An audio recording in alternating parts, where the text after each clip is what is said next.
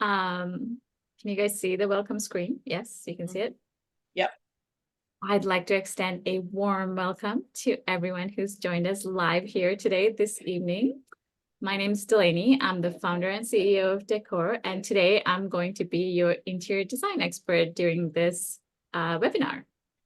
Whether you're tuning in live or catching up on our replay, we are thrilled to have you here with us. Are you guys excited? Show me some We're love. so excited. Amazing. Okay. Buying a home is one of the most significant purchase decisions you have to make in life. It is not just a financial one, but also an emotional one, right? Because it is where we make memories with family and friends. It is where we see our family grow. It's where we get to let loose and hang out. So we need to be comfortable. So it's a really special place, and we need to figure out how to find the right space that makes us feel like it's home, especially when you're looking for our forever home. So today I am joined by two incredible ladies with a wealth of knowledge between both of them. One is a seasoned real estate agent, and the other one is a mortgage agent. So that is Christina, the mortgage agent, and Mirella, the real estate agent. And they're going to introduce themselves in a little bit as we get into the webinar. But we are going to be sharing our insights, tips, and secrets to help you navigate this journey to find that really special space that you're going to be calling forever home. Right? So over the next hour, we are going to explore how you can secure the right financing, how you can understanding the housing market, and how to design a space that can adapt and grow with you through the years. But that's not all. We are going to do a little panel discussion where each of us are going to ask each other questions that we hear from our clients that we think you might have as well. And then once we get past the panel discussion, we're going to open up the floor to you to ask us questions, and we'd be happy to answer those for you as well. So stick around right to the end.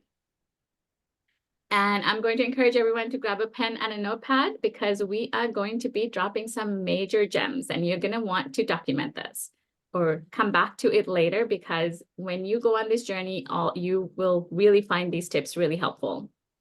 So with that, I am going to hand it over to Christina to tell us how to get a mortgage approval so we can start shopping. Hello, everybody. Good evening. I am Christina DeMarinis, and I am going to be your mortgage agent for the next hour. If you have that pen and paper, like Dilhani said, write down my contact info. If not, I have all of your information, and the viewers over there that are going to watch later on, please reach out to anything that you see here, and I will get back to you with any of the questions that you might have moving forward that I'm going to talk about today. So let's dive right into which portion I'm going to start speaking about. When it comes to home ownership, why don't we take a look at what we're dealing with here? So in the chat, write down, what your home ownership status is right now, whether you're renting, you're owning. A lot of people are coming up for renewals, so let me know if that's you, or if you're even just planning to buy in the future. I want to know what we're working with here. So type away. Can't wait to see what we're working with. We got a little bit of variety coming through right now. That's good. So, Delaney, we can go to the next slide, and while these keep coming through, and I'll keep going and keep my eye out. So, first, I want to go through what a Purchase Plus Improvement Mortgage is, because I think all three of us here want you to have, the best home that you can. We want you to experience what true home ownership and really what home sweet home is. So, I think that this is a product that, is really, really underutilized, and I want to go through it with you today. So, a Purchase Plus Improvement Mortgage is something that adds your renovation with your mortgage during the entire home buying journey. So, that is incredible. If you're trying to do some upgrades before you move in, or once you finally take possession, this is the program for you. So essentially, what happens is you receive cash back that covers your renovation costs, which is combined with your actual purchase price. So everything comes down to one bundled payment. And that is so, so nice because it becomes so much easier to navigate and budget, and everything just becomes really, really seamless. And so I think that's why this Purchase Plus Improvement Mortgage is such an incredible product. So let's go to the next slide, and we'll take a little poll of who's ever heard of Purchase Plus Improvement. Put down yes or no in the chat. And I'm curious because I don't think a lot of people know about it, and so I'm happy to be sharing this today. Yeah, we've already got a couple of no's in there, so let's go to the next one and see what we're working with here. I wanted to go through who actually offers this because I think what I hear a lot of is, people want to actually know who the lenders are when they're receiving a mortgage. People find comfort in the fact that they have heard about the lender that they are working with and receiving money from. So you'll see here that it's a lot of the lenders that are actually insured lenders. So that's your Canada Guarantee, your Sagen, your CMHC, and then you also have some of the big banks like Scotiabank and TD. There are some more out there as well, but these are kind of the ones that are at the forefront and offer the program to the fullest and are most recognizable.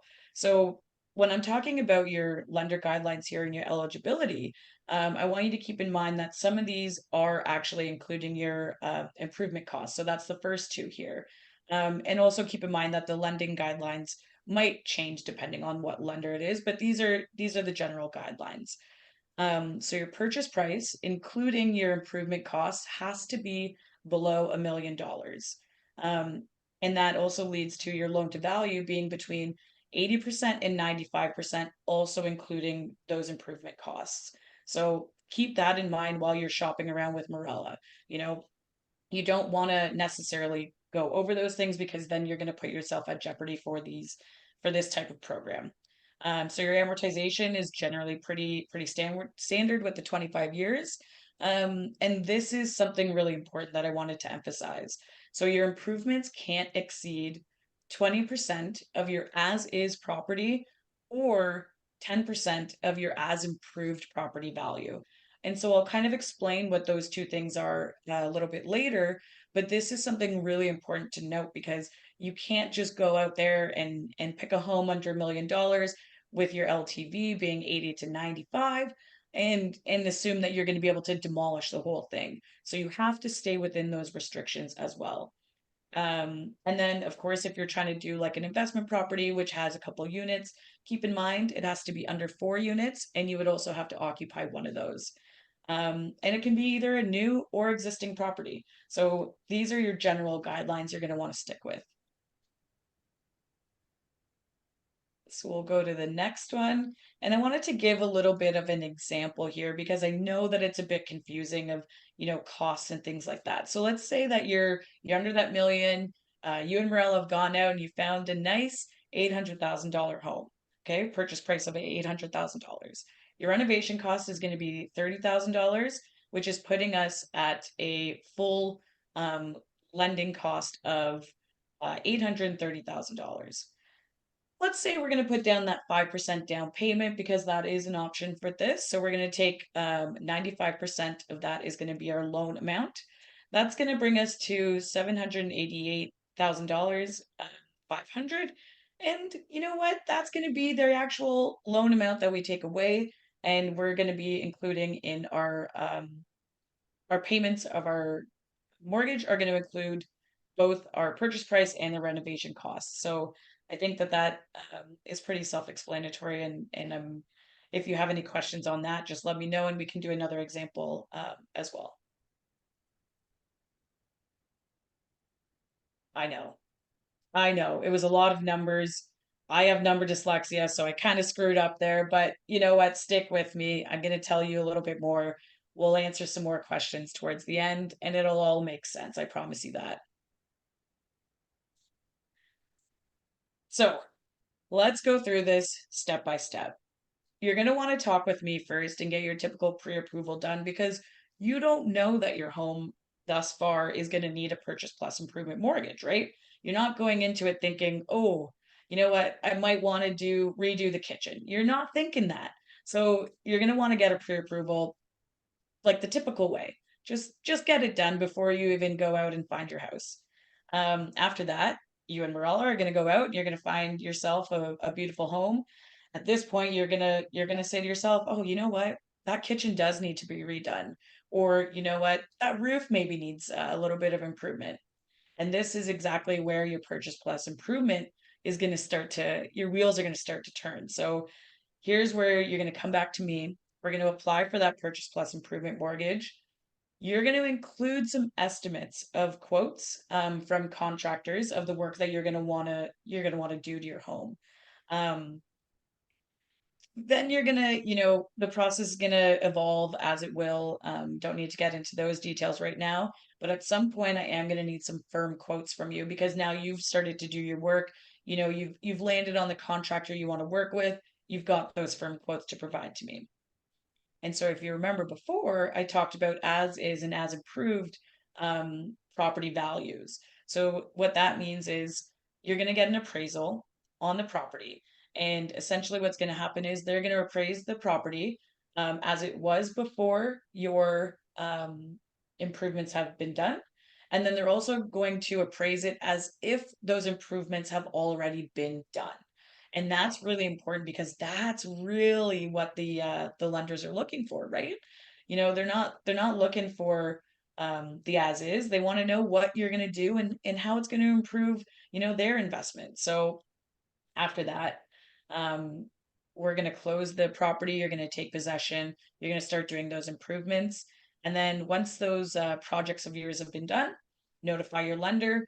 The appraiser is then going to come back, confirm that the work has been done and it's been done to satisfaction. And after that, the lender is going to finally start to release the funds to you to pay those contractors. After that, hey, this is where Dilhani comes in. We're going to do a whole shebang in there, and you know what, it's time to enjoy your home sweet home. So a couple of steps in there, but really easy, I think, once you start to understand the whole concept. So let's go through the benefits now, right? I think I've already touched on a lot of these, but just to really hit home, the benefits of a purchase plus improvement are really that it's a simplified process. You're not navigating this whole financial world of, oh, I need to get money from over here. Oh, I need to get money from over here to do XYZ. We're doing this all in one. One single mortgage payment is going to cover the cost of your home and your renovation. So I think that's the biggest benefit you could really ask for um, right off the bat. Secondly, you're instantly increasing the property's value. And then keep in mind that you're also going to have potential cost savings because you're not going to have, an interest rate over here. You're not going to have an interest rate over there. It's all one interest rate. It's one payment, which typically is lower than most alternative options.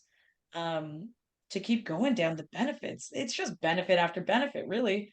So then you're going to have a clear budget, right? Which we've talked about, sticking to that one payment type of thing. And you're also going to have consistency because you're going to know what you're paying. You're not, it all comes back to this one payment. It's really adding so many different values. And rate consistency, I think, is one of them, especially in 2024, when, you don't know what interest rates are. You don't know like what high payments are out there. So rate consistency and budgeting is really, really important. And then lastly, it's a personal touch. Who doesn't want to have the personalized touches all across their home? It's really, I love this program. I think it's so beneficial. Um, so make sure, you screenshot this or, you take note of all these benefits because I think it's really great. So let's let's round it all out. Some things to consider before we move on to Mirella.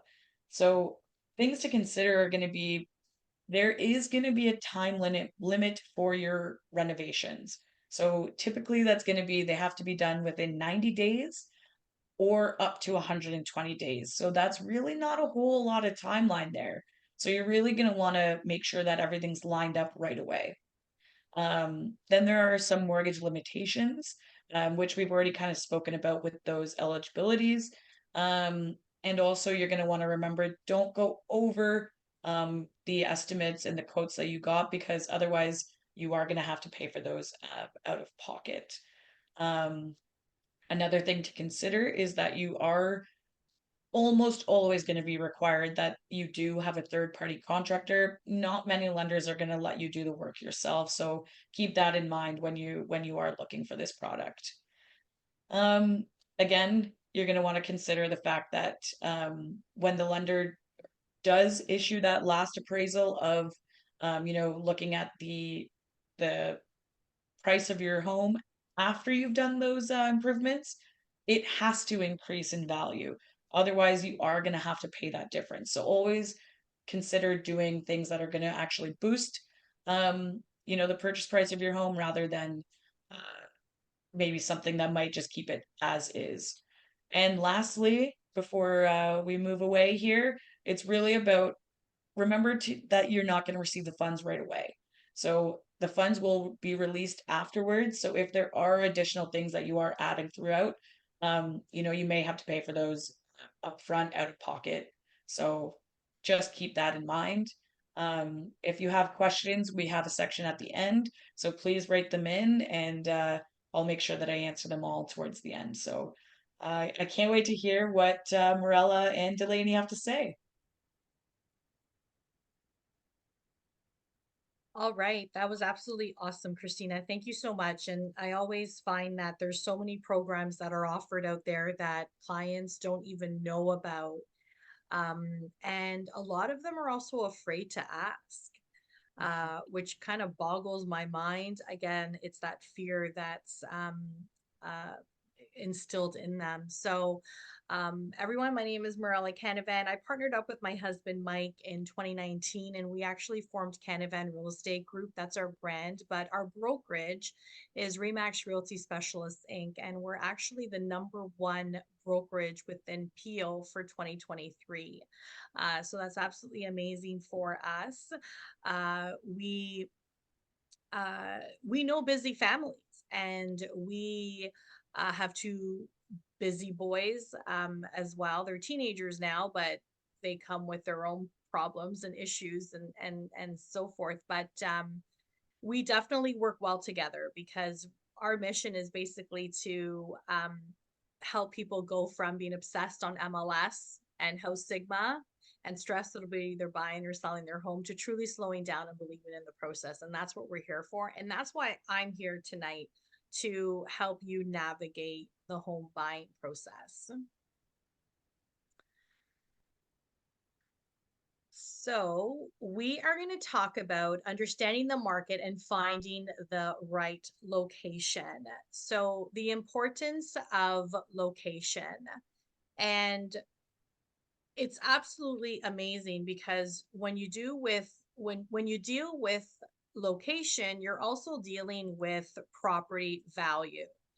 And property value appreciation refers to the increase basically in the money that your property is worth over time. So this appreciation can definitely occur during, various factors, and it's also influenced by economic trends as well. So, like Economics 101, supply and demand dynamics, one of the primary drivers of property value appreciation is basically the balance between supply and demand. When the demand for properties in a particular area basically exceeds the available supply, then prices tend to increase. And factors such as, population growth, which we've definitely seen last year, and migration trends and changes in household demographics can also influence those demand dynamics. Again, economic growth. They appreciate in regions obviously experiencing strong economic growth. So we're talking about job opportunities, wage growth, and overall economic prosperity that basically stimulates that economy and will definitely drive up the prices. So you've got those cities with diverse economics, thriving stores and industries, and low unemployment rates. Those are typically associated with higher rates of property and obviously value appreciation. Infrastructure investments in infrastructure projects such as transportation networks. So building new transportation, like I know in Mississauga, the transit system just along here, Ontario, building of new GO train stations, for example, public amenities. These all basically enhance the let's say that the desirability of an area, and it basically leads to the property value appreciation. So the more access you have to amenities and the more beautiful your city is, that you want to attract those home buyers and investors, therefore bringing the appreciation up. Um, Interest rates and mortgage accessibility as well, like so low interest rates and increased accessibility to mortgage financing can definitely stimulate the demand for housing and contribute to the property values appreciation. So for example, when the interest rates were so low during COVID, for example, the prices were really high. Then last year in 2020 or in 2022 and 2023, we kind of seen a dip. Now the interest rates have kind of like stayed status quo, and there's talk of them going lower. Prices are going higher, and now we're actually seeing bidding wars as well. So also the location of a property plays a crucial role in determining the value of the appreciation. So property situated in desirable neighborhoods, let's say with good schools, low crime rates, and proximity to amenities, tend to appreciate basically at a faster rate compared to those in the less desirable areas. Okay. So overall, property value appreciation, it's very complex. It's influenced by many factors. And while us agents look at historical data and obviously past trends, we obviously can provide those insights into potential future appreciation as well. So for example, if you buy a pre-construction property and how much it may appreciate over time. Okay, so oh, you're already okay. So I wanted to talk about amenities. Did you already? Oh, you are. You went to the other slide. Okay, I'll keep going. Okay, so quality of life, amenities such as parks, recreation facilities, green spaces contribute to the overall quality of life in a neighborhood. Access to these amenities also enhance the residents' well-being, obviously by providing opportunities for leisure, exercise, and social interaction. We've got, I talked about the infrastructure such as roads and public transportation is huge. If you've got a property that's close to transportation, that will definitely make your property appreciate. Education and healthcare is another big thing. The availability of quality schools and healthcare facilities, hospitals, for example, shopping and dining options, access to shopping centers, supermarkets, restaurants, and entertainment can definitely help with property value and appreciation. So location is huge. Safety and security, right? We're also looking at, well-lit streets, things that we don't think about when we're actually buying a property. Neighborhood watch programs, police presence contribute to the safety and security of a location. So these are things that we basically look at. And one of the stories that I could actually mention to you is that I remember a couple wanting to move to Hamilton, and I wasn't really familiar with the Hamilton area. And so I actually did call the police station to find out the crime rate of different subdivisions and neighborhoods within Hamilton, because I clearly did not want to put my client in an area where she's gonna, I don't know, feel unsafe if she was walking to go buy milk at the corner store, or hear gunshots at 2 o'clock in the morning or what have you, right? And I'm not pinpointing as Hamilton, because Hamilton is definitely rebuilding itself. However, this was a few years ago. And so this is something that we do, that we basically go, above and beyond in terms of wanting to find proper neighborhoods for our clients. You know, we want to be able to find a tight knit community, right? So, if you need to go buy a cup, or get a cup of sugar from your neighbor, like, that's also okay as well, right? Um, so yeah, so amenities are definitely huge. And then in terms of the future growth and development, um, property valuation appreciation. So areas experiencing that significant growth and development often see an increase in property values over time, right? Again, like I mentioned, the infrastructure improvements, the new amenities, the commercial developments can enhance. Like when we go into a mall and we see a new store coming up and we're all excited, like, a Swiss Chalet just opened in a community plaza not too far from us, and here we are already, we've gone twice, right? So like, these are the little things that we kind of look at, where we want to be able to have that accessibility.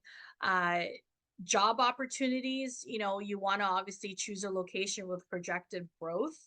And you know what, sometimes a lot of people want to actually, if they don't have the luxury maybe of working at home, they want to be able to work somewhere where they're close to home, right? And again, they've got that infrastructure with the transportation, even if uh, close to highways.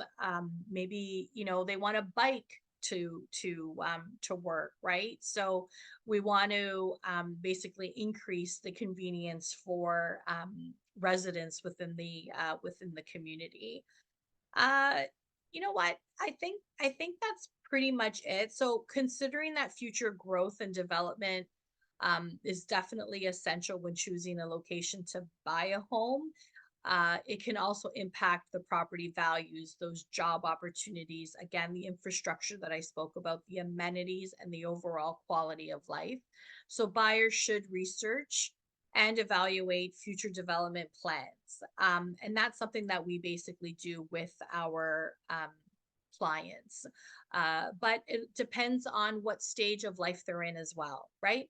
So we've got a client that has two girls. I believe is in elementary school, another one is going to be going to high school in a couple of years. So they actually hired an educational consultant because they're actually from Panama and they moved here in 2022. So they want an excellent education for their children. So they hired this education consultant who told them specifically which schools are good within certain areas. And they got a house so that they can be within that school district. So this is how specific Mike and I actually get when we do help our clients out. And that's pretty much it for me.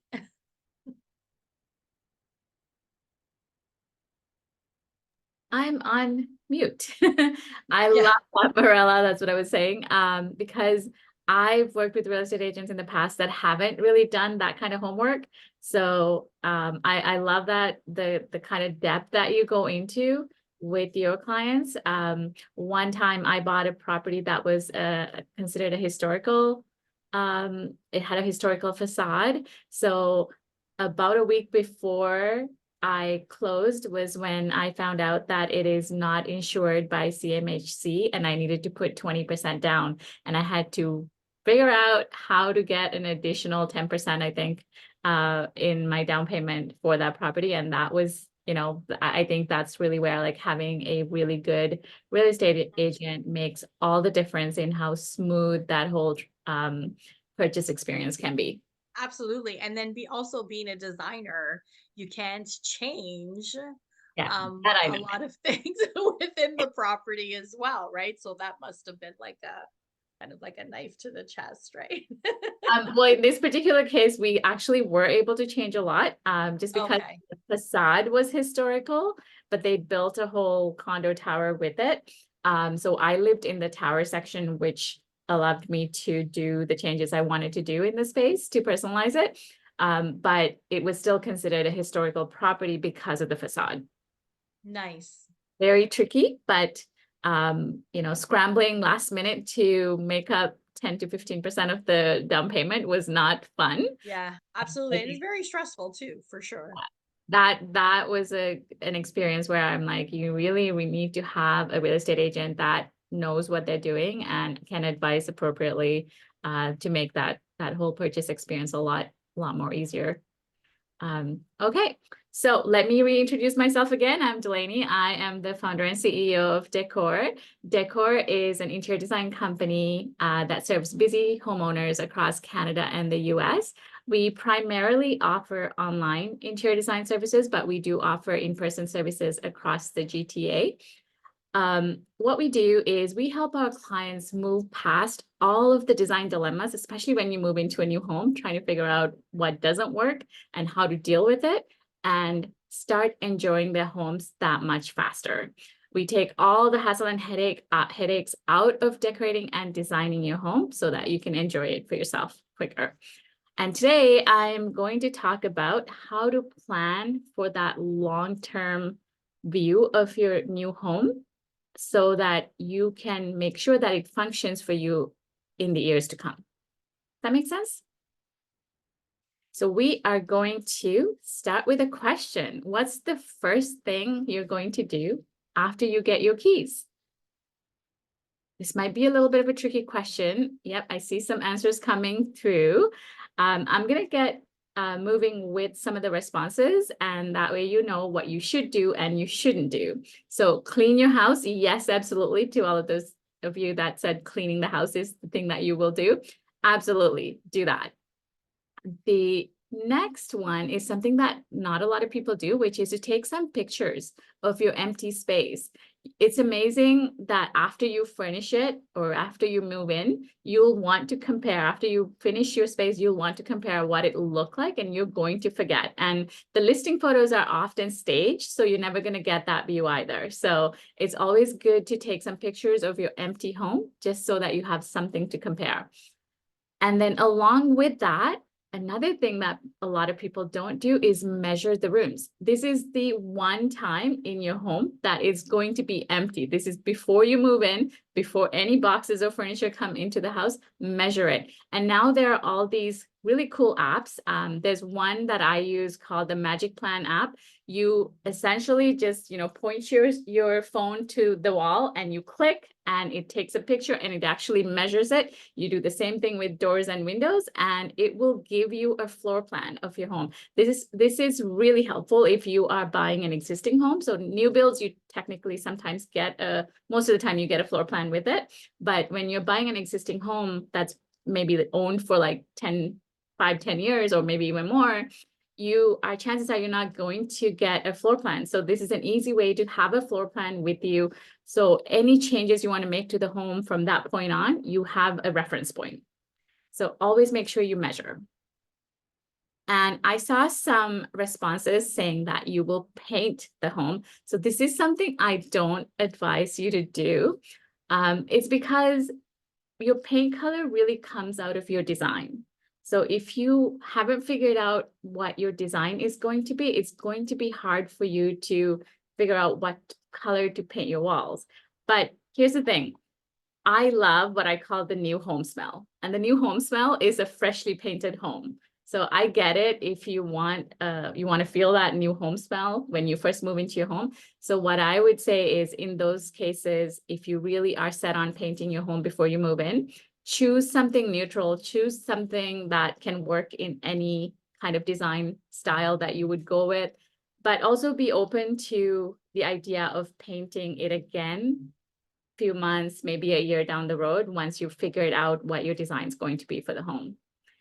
And along with that, and I saw this too, in the responses, which is buy furniture. So again, I don't advise that you buy furniture before you move in. In fact, what I tell our clients is don't buy furniture for about 2 months after you move in. Live in your home. This is a new space. You're going to figure out it's going to be bigger in most cases, or smaller than, if you're downsizing, it's going to be smaller than the previous home that you were in. There's a reason why you're moving to this home, right? So you have to figure out how are you going to use the existing spaces, right? So make sure that you figure that out before you start buying furniture and designing the space and painting the space. All right, so let's talk about planning for the long term. So I am a big proponent of, when you design, it has to be based on function. Yes, we want it to look pretty. That is one of the things that we do, but you need to start with your lifestyle and how you need your home to function. So think about, how do you need it to function 5 years down the road or 10 years down the road if this is your forever home? So it might be, you're looking to expand your family, and that means you need a nursery or a playroom, or you are starting a business and you need a home office that you can work out of, or you're really going to commit to that fitness lifestyle and you want a home gym, right? Whatever it is, you need to think about those things. And that is, again, why you should live in the space for a couple of months and figure out how you want to use the space and then design your home around it. The next tip is to go timeless over trendy. Now, this seems like a given, but let me tell you this, people misunderstand what we mean by timeless. Timeless does not mean that whatever finishes or that new kitchen is going to last till the end of time. That is not what timeless means.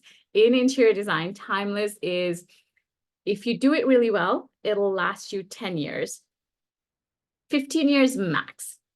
If it's excellent, it might go for about 15 years. But in about 10 years, no matter what you do, it's going to start to look dated. So every 10 to 15 years, expect to do a renovation if you want to keep your property up to date. Okay. So let's do a little bit of a fun exercise. I have 2 chairs that are really trendy. I love both of these chairs. One of these is more likely to be timeless than the other one. Any guesses on which one that might be? Put it in the chat, A or B, which one you guess is going to be the trendier version or the timeless version. Actually, tell me which one the timeless version is.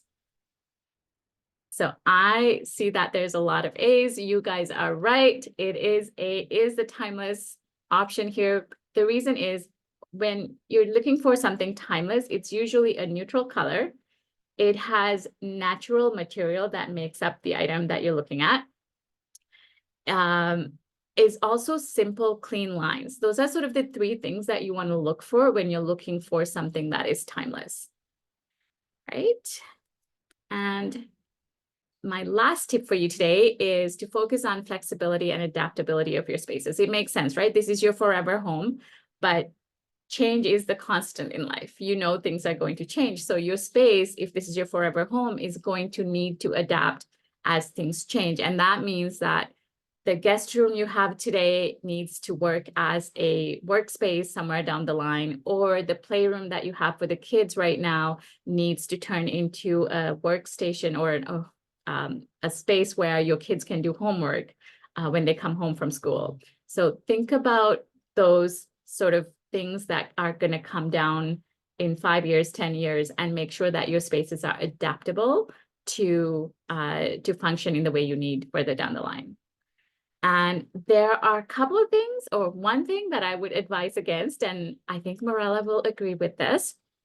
Don't over personalize. So don't do something that is going to be way too personal, even in your forever home, because you don't know what will happen 2 years from now, whether you will need to move because you got a new job or your partner got a new job. You never know what's going to happen in life. So just really be careful when you're thinking of doing something that is like a really hyper personalized to you. I'll give you an example. A few years ago, I had a 2-bedroom condo, and I wanted to turn my 2nd bedroom into a closet.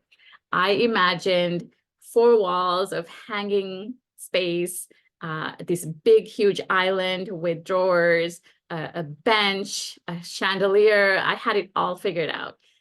But I wasn't sure when I was going to do it. I was going to do it at some point because this was going to be my home for a while, or what I thought was going to be my forever home. But as life turned out, I needed to move out of that space. I rented it in the beginning, but I would not have been able to rent it had I turned that second bedroom into a closet. It would have been much harder to rent it. And then eventually, a few years later, I sold it. And again, it would have been harder to sell it if I had lost that bedroom. So I'm sure it would have impacted my value of the space. So before you, and I get that it's your forever home, so you need it to function the way you want it. So if you are thinking of doing something personal like that, always check with someone like Mirella, because you want to know going in what the impact is going to be if you had to put your home for sale 2 months from now, right? Because you never know. So that is just remember that when you're thinking of making changes. And finally, I want to leave you with this quote from Nate Berkus. This is something that we at Decor really embrace. Your home should be about you. It should reflect you. So at Decor, we go through a whole process to understand what your personal design style is, and we design your home around it. We are not the firm if you're looking for a designer's style to be like, if you want my style in your home, we're not the right firm for you. What we do is we have a whole process to figure out your design style so that your home is built around your style. And it automatically, every time someone comes in, they see you in that home. All right, so that concludes the interior design portion of this presentation. And we are going to move into our panel discussion. So we had a few questions. Let me, I actually have notes here of what the questions are. I will start with the questions if that's okay with you guys. Yeah, go for it. So I have a question for Christina. So Let's hear it.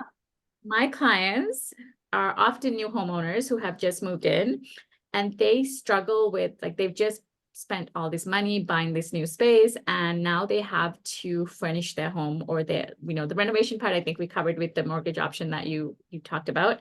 But they now need to furnish the home, and that is an expense. What options are available for them from financing perspective for purchasing furniture for a new home? Yeah, that's a really good question. And I think that this probably does happen with a lot of new homeowners, right? You're kind of always focused on, getting those mortgages in check. You're always focused on getting the closing costs, but then you don't necessarily go beyond that and think about what might come next, which is furnishing the home. So, obviously, at this point, you're not really ready for a refinance, which is typically what I would recommend if you are a couple years down the road, because refinance, you can really do a lot with that. Could take a vacation, you could redo your, roof, you could do all these different things.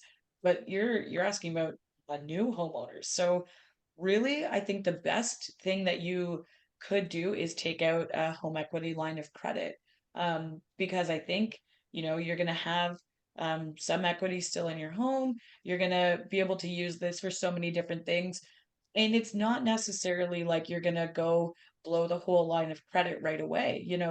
You could take your time and use it slowly and pay that off with a little bit more time and grace than typically like a credit card or something like that, because you're probably going to need um, more volume of dollars. So for me, I would say a home equity line of credit is a really good option for those new homeowners that did kind of move forward without thinking about what they were going to do in terms of furnishing the home.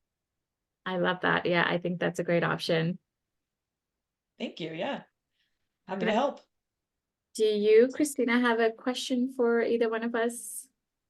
I do, yeah, absolutely. So my question is going to be for Mirella.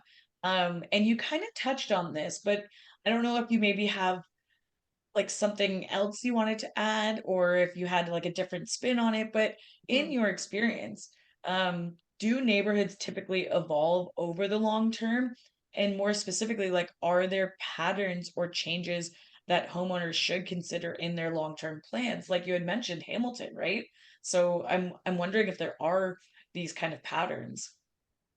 Yeah, absolutely. And like I said, Hamilton's really like it's a city now that is really, starting to kind of change its name. And then even to think like Stony Creek is in Hamilton and so is Ancaster, right? And these are beautiful cities that or neighborhoods that are within Hamilton as a whole, right? But, like I mentioned, um, demographics is definitely huge.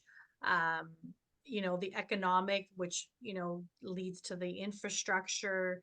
Um, I talked about, social, uh, and cultural, can definitely shape a neighborhood in terms of lifestyle. One of the things though, that I didn't talk about is technology and technological basically investments, so such as even just high speed internet, right, like fiber optics within a building, like a condo building, or smart home features as well, um, or energy efficient features that some builders actually built. Like I know that Mattamy, for example, in Milton, um, builds a lot of their homes that are just energy efficient as well. So, those are huge things.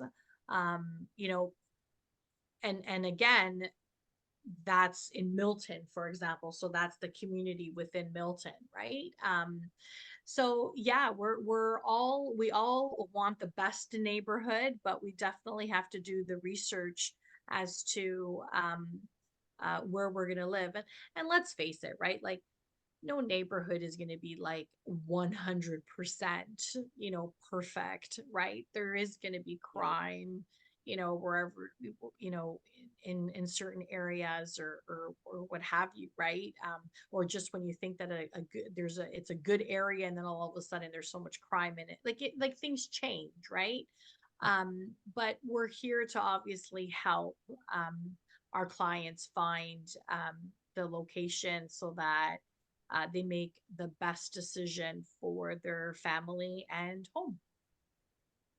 Awesome. I love that. I didn't even think about technology, so thank you for bringing that to the forefront. And if you live in a condo, high-speed internet does everything, like especially when we work from home most days, right? So Yeah. that's good to know. Absolutely, absolutely. And I've got a question for you, Delaney. Right? Shoot. So I see my clients basically struggling to figure out how to fit their furniture they already have into their new home. And what advice do you have for them? And once you're actually done, I have a story as well that I want to share. Cool. Actually, I have a story to share on this too. Sure. About, I don't know, 15, 20 years ago, I moved from Toronto to San Francisco, packed everything from my place here in Toronto, and had to wait without furniture in my new rental in San Francisco, waiting for this big truck to arrive with all my stuff. And when it got there, nothing actually fit in the space. It was an old Victorian home that had been converted into apartments that I was living in.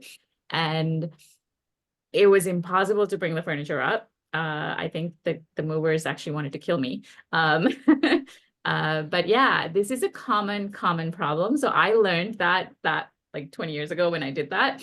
After that, every move, I never took my furniture with me, but I know that's not always an option. So what I recommend to our clients is that you move with the furniture. And again, like I said earlier, live with that furniture for a couple of months to really see how you're going to use the new space, and then decide how you're going to buy new furniture, whether that's, everything at once or some sort of one piece at a time until you have it all. That really is that's your personal preference, but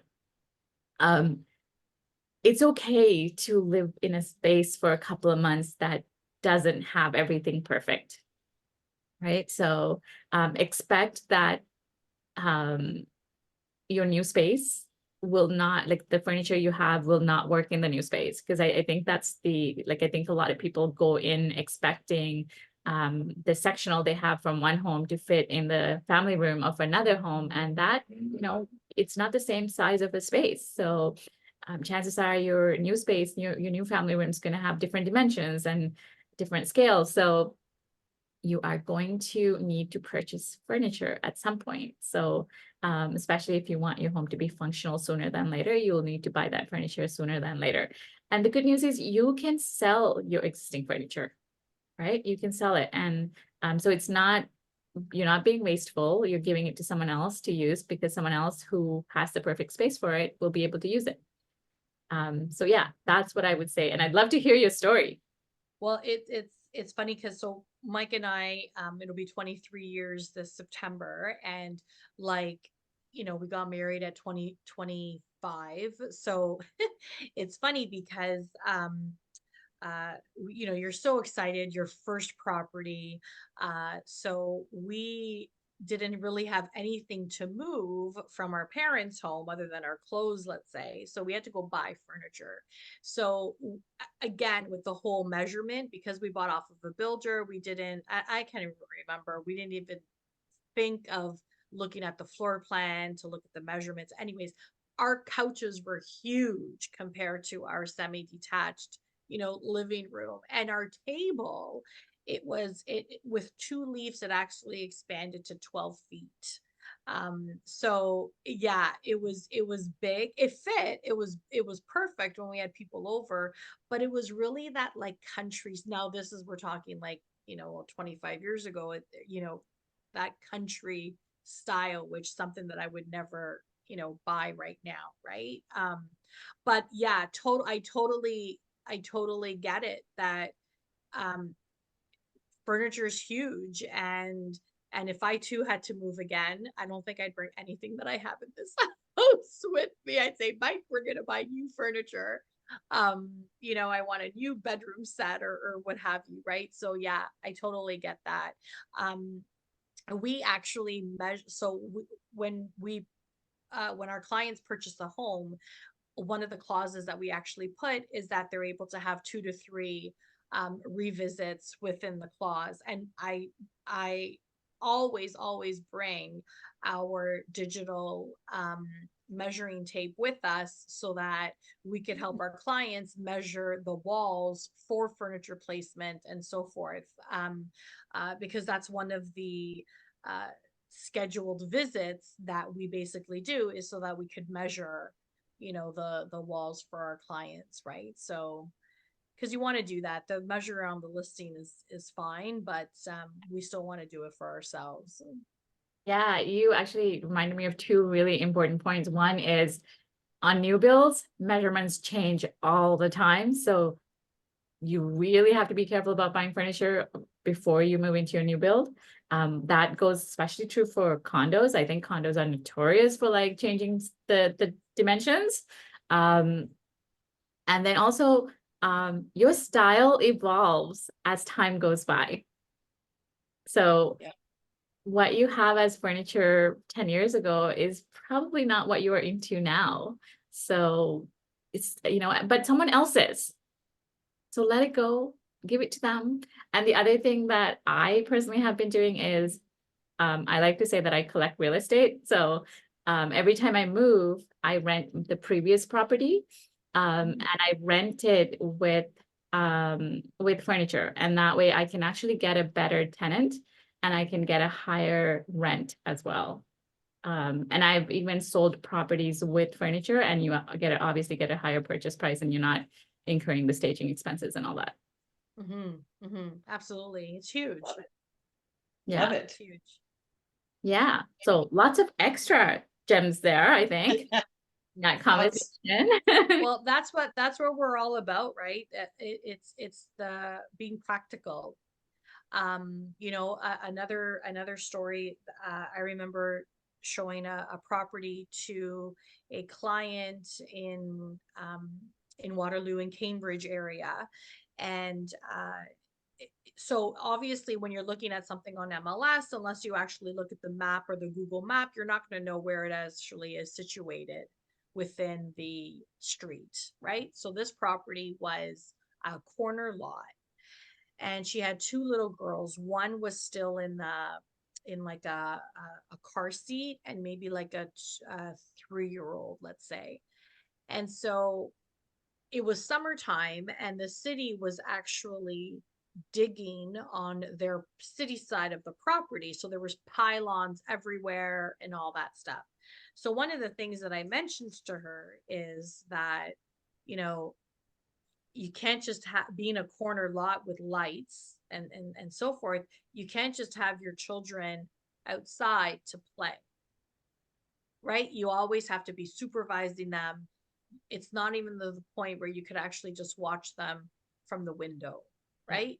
And that's what we do, right? We give, obviously, you know, I try not to give my opinion too much, right? Because it's obviously their choice. However, when I find that I'm working with somebody that is a first time home buyer that doesn't know much or doesn't think beyond the paint color or what have you, you know, that's where we kind of step in to talk about the practicality of the actual property. And I think that that is just super, super important because it's, again, you're not just going to live there for a month, or those girls are going to grow up, right? And they're going to want to play outside and so forth. So, yeah, that's huge. I love that. I don't have kids, so I would never have even thought of that. So that's a really great point that, yeah, that I think, you know, if I was a parent, if I were a parent, I'd be like, yeah, that would be really helpful, you know, to know that. May not. Yeah, especially like it's not like like we live in a corner lot now, but it's within a subdivision. This house was literally a corner lot, but it was at a street where, you know, with lights, right? So like street Right. lights. So it was a four-way, you Yeah. know, intersection, right? And I thought like really like, and then I'm thinking you're gonna have to cut that grass when they end up putting the pylons on your property, Mm. right? I'm like, let somebody else buy it. Yep. There you go. Not my client. Yeah, that's great stuff. Like those are really good tips and those are things that you don't necessarily think about. And that's why you need an expert like yourself. And so I appreciate that for sure. Yeah. That's the difference actually when you get an expert working for you, right? Is that you get all that insight that you wouldn't have otherwise. Yep, Yeah, and that's you for want the sure. tips, right? You want to be able to help you know, uh the client make a decision that's going to be great, you know, financially, you know, raise their family or downsize, what have you. Like they want to be content, right? So yeah, and that's what our job is not to look at the paint color, the floor color and stuff like that. I'm going to be looking at the ceiling to see if I see any water damage, right? So Yeah. Yeah. And you mentioned before, like first time home buyers too. And it's like, that's for me, that's my kind of trigger too, because they don't know anything. And I know a lot of people that when they went through the first time home buying process, they were kind of just told by their mortgage agent, like, here's your option, not plural, just one. Here's what you're going to do financially. And to me, that really isn't the way that it should be. Like me as the expert, I should be giving you multiple options because I shouldn't be the one to determine, you know, how you're going to alter your life and use your finances. So it's really, really important to speak to an expert that you like, that you know, and that you trust is going to have your back, because you should have options and you should have somebody thinking about the things that you're not able to think about. So truly always seek an expert's opinion. I think you bring up a really great point, Christina. I think a lot of people, when they think of working with a mortgage agent, they think, oh, I'll go get what my approval is, and that's it. And then I don't have to talk to you until I have a home figured out and then come back to you. But it's really much more of a conversation. It's not, you know, here's the approval, go look for a house. It's, I like this house and it costs this much. Can I still do it? Or, you know, like what can we do with the mortgage? So I Yeah. think it's a conversation rather than like a something being thrown over the fence, right? I can tell you with certainty, I have not had a cookie cutter conversation with a client. It has never been just here is your stamp of approval. It is always a conversation because when you're getting a mortgage, you are literally changing your lifestyle because now you have to implement this payment. And it is a large amount of money that is at stake.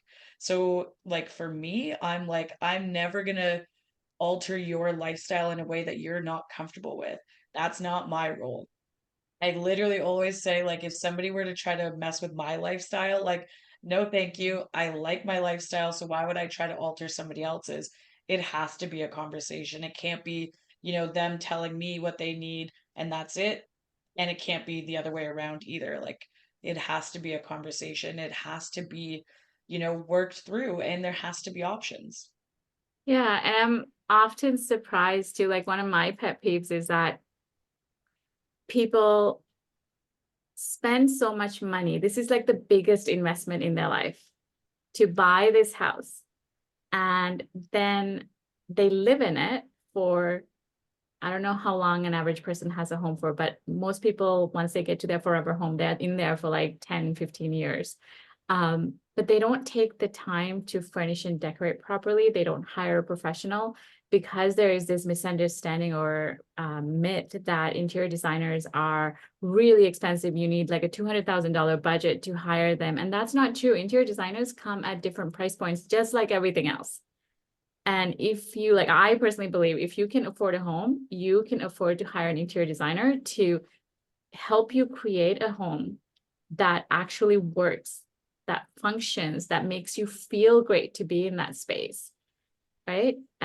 Because they, again, like it's these misconceptions that that these certain professions, like, oh, I only deal with the mortgage agent once, and then not until I do this, and like real estate agents aren't for like not like they're just there for the transaction because I need to be able to look at what's on the MLS, and that's what the real estate agent is there for. But your real estate agent actually can provide a lot more value if you find the right one, like Mirella, right? So I think like there are these misconceptions in the home buying process where if you partner with the right people, your end result, the experience of buying and living in a home can be so much better than just using the minimum that's available to you. True. Very true. Absolutely. Even during COVID, for example, when the prices were just kind of going skyrocket, and over asking like absurd amounts. And they just kept on going up and up and up. And you're only as good as your last comparable, but the comparable was already overpriced, and so forth. We were telling clients to not, our advice, obviously it's ultimately up to them to make that decision, but we were basically saying, hey, I suggest you don't put in an offer in this property because number one, it's not going to appraise, perhaps maybe at this price, and number two, are you going to be able to support this mortgage? And thank goodness a lot of them did not go in, because then, as we all know, the mortgage rates did go up, right? So we had none of our clients basically default or call us back to say that they actually needed to sell their house because of hardship or what have you. And I feel that um, we're definitely not transaction based. We always think of ourselves as an extension to their family. So um, I yeah, it's all about relationships. It's all about building those relationships from start to finish and beyond, right? So absolutely, I totally agree with you. All right, great. So should we move on to the Q&A section? I think we've gotten some questions in Yeah, the let's do it. all right. So I think there are some questions for Christina. Let's start with you. How does the interest rate on purchase plus improvement mortgage, I'm just reading out of my phone here. How does the interest rate on purchase plus improvement mortgage compare to other mortgage options? Really, really, really good question. The honest answer is they are very competitive with a traditional mortgage rate. There really isn't too much of a difference. I think what everybody needs to remember when it comes to rates is that rates are going to vary depending on factors like, your credit worthiness, your loan to value ratio, the lending policies, all these different things. That's what really impacts your interest rate. It isn't necessarily about, what product you're choosing. Of course, that's going to play a bit of a role, but it really, really, really is always going to come down to those same basic things, which is, credit, loan to value, your income, and things like that. So, always remember that whether we're talking about purchase plus improvements or just mortgages in general. That makes sense. I think that goes for all mortgages, right? Yeah, exactly. Okay, there is a question for me. Do you only work online? Do you ever take on in-person projects? So yes, we do work online. That is primarily our business model. But we do work with homeowners in person in the GTA. What we find is actually a lot of GTA-based clients, once they find out about our online option, they actually prefer that once they get to know us, because it is much easier and much more convenient to work with us online. So yeah, we work both ways. So if you're in the GTA, we do work with folks in GTA in person. All right. So I think for Mirella, there's a question around, is there like a geographical area that you work around? Yeah, so so we do Peel, Halton, Waterloo area, so west. You know what, we go everywhere. Obviously Toronto, we do Vaughan. I'd probably go as far as Barrie, let's say. I I don't really do Durham. However, if a client wants to move from Durham to Durham, then obviously I would take them. But another thing that I also want to let our viewers know is that I could always refer um, agents as well, right? So, for example, I've got one of my good friends who is a client as well. Her mom lives in Quebec. So I was able to find her a Remax agent to sell her mom's home.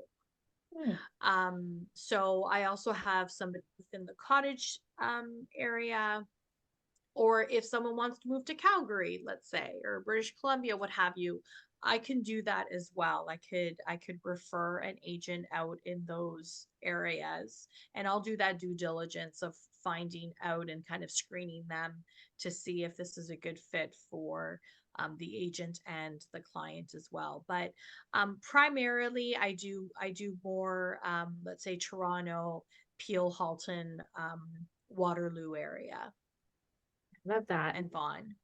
Awesome. One-stop shop with Mirella. Okay. So there's a question for Christina. Can I use my own contractor or do the work myself? I think Yeah, that so us. oh, sorry. Yeah, so I think that I touched a bit about this previously, but it typically most of the lenders are going to want you to have a third party contractor just so you're up to code, you're kind of working within actual timelines, because I think we all know if you're doing a DIY, you can get easily sidetracked, and that bathroom might take more than the 90 to 120 day timeline. So I think if you are going to go through this program, definitely be banking on the fact that you're going to use that contractor. um there are some things that maybe a lender will let you do on your own, but I think for the most part, bank on the fact that you are going to have to hire a contractor. It's really hard to update your bathroom or your kitchen when you have a full-time job. Exactly, And exactly paint your that. house too. Actually, I have a question for you, Christina. It's around, again, Purchase Plus. So Purchase Plus does not include furniture into the mortgage. Is there an option where furnishings can be included in the mortgage prior to purchase? So I think there's probably a couple of ways, and again, it would probably be that you would maybe put that into your mortgage, terms and conditions. And these are all, like, we go back to that piece of having conversations. And it's really important to have conversations. If you were to tell me in the beginning, hey, you know what, I'm already thinking about my furniture. I might not be able to afford that right now. I'll go, okay, you know what? Let's have a conversation with the lender. We'll see if they can put in, let's call it 10K additional into your mortgage. If you can afford that little bit of a bump, you're within your ratios, you're going to be able to afford those payments, then we'll put that into the contract of your mortgage, and we'll make it work in that way, right? So there's always going to be ways that I can help you. It really is going to come down to, tell me your needs right away, because you know if you don't and you wait until the last minute, I might not be able to help you. But if you put it all out there, you trust me, I trust you, then we're going to get whatever you need done.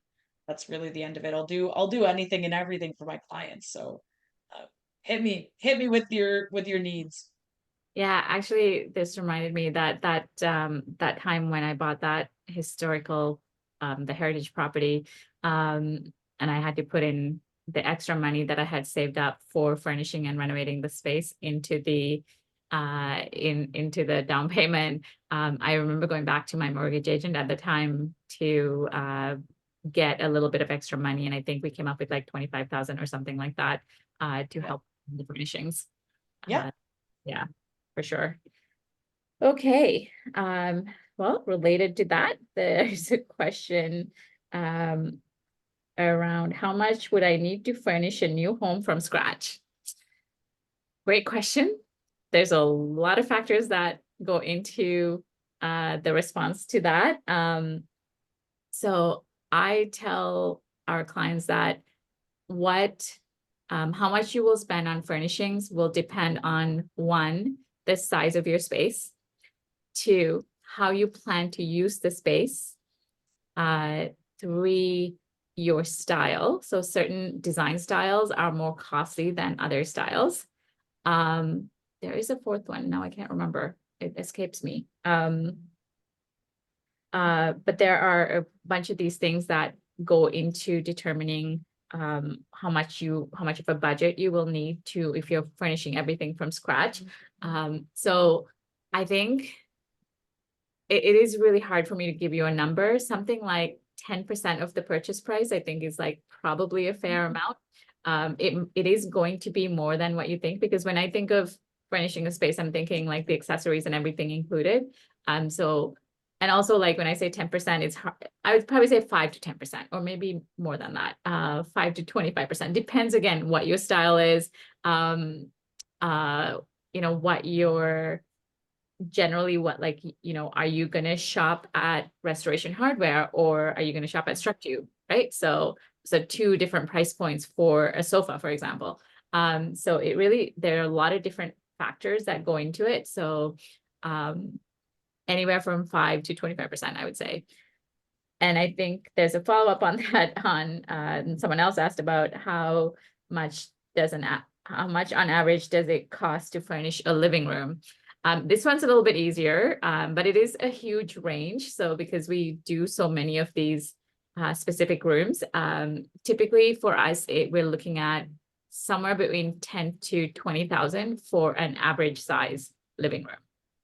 So again, depending on the size, if you have a bigger space, you're going to be spending more. If you have more expensive taste, you're going to be spending more. So that 10 to 20,000 is what I would say is like the average cost. And then it can go up from there.